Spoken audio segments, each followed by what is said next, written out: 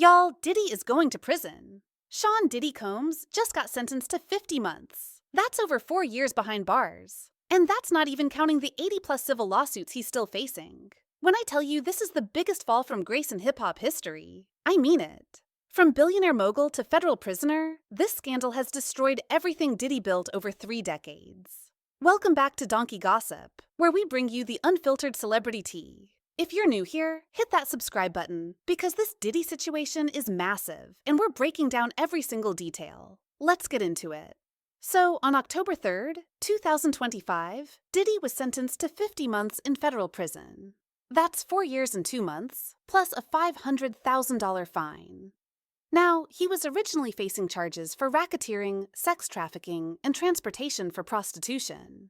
But here's what happened at trial. The jury acquitted him on the sex trafficking and RICO charges, but found him guilty on 2 counts of transporting people across state lines for prostitution.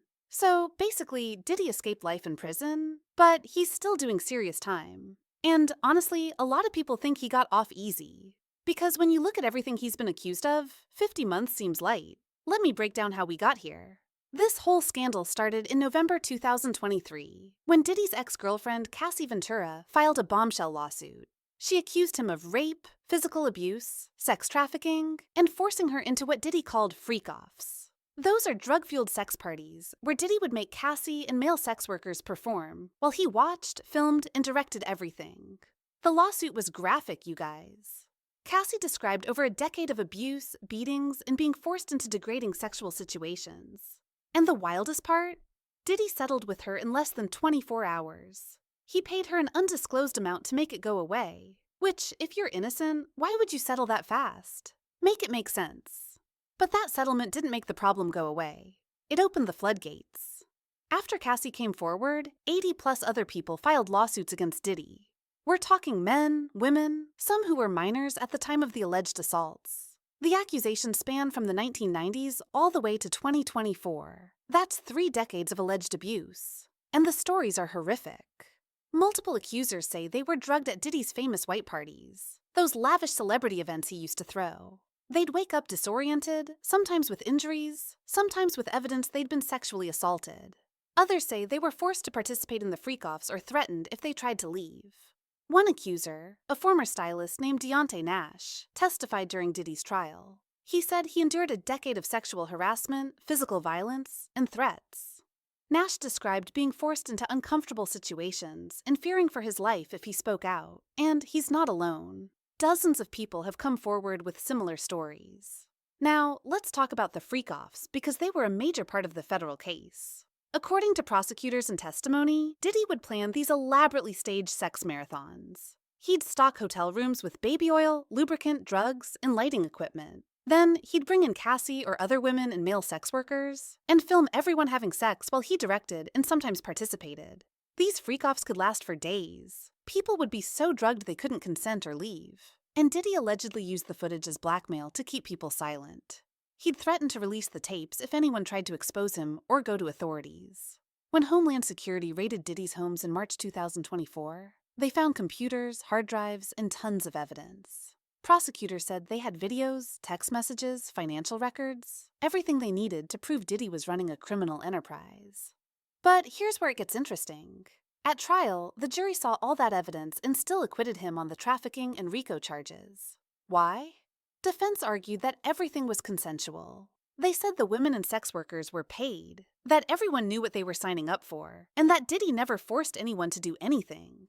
The jury apparently believed that argument for the trafficking charges, but they still convicted him on the prostitution transportation charges, because moving people across state lines for paid sex is a federal crime regardless of consent. So Diddy avoided life in prison, but he's still going away for over 4 years. And honestly, the internet is divided on whether that's justice or not. Some people think 50 months is a joke.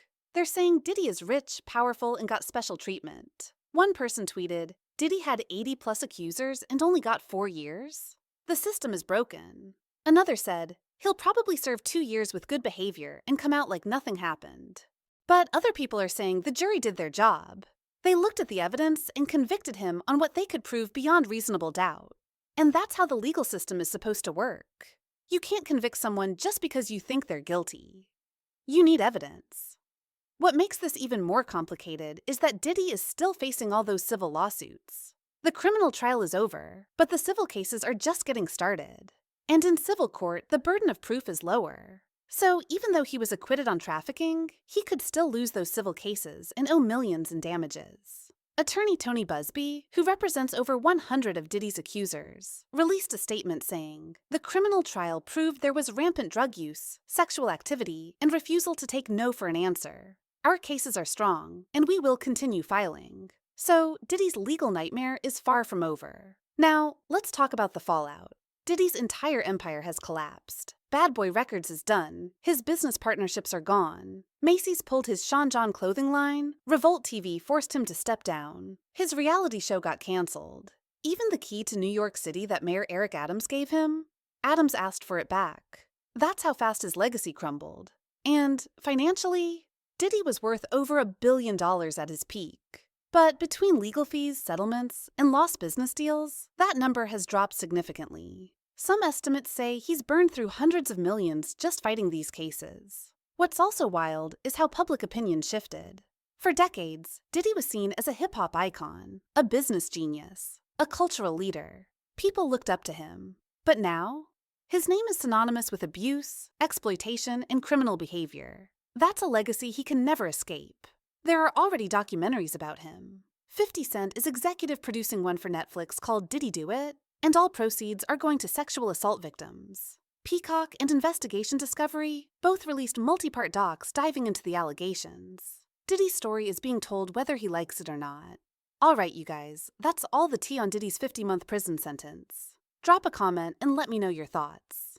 Do you think the sentence was fair? Or should he have gotten more time? And do you believe all 80-plus accusers? Let me know. Don't forget to like, subscribe, and hit that notification bell. Because with the way celebrity scandals are going, there's always more drama brewing. Stay messy, stay informed, and remember, the donkey always knows. See you in the next one. Bye.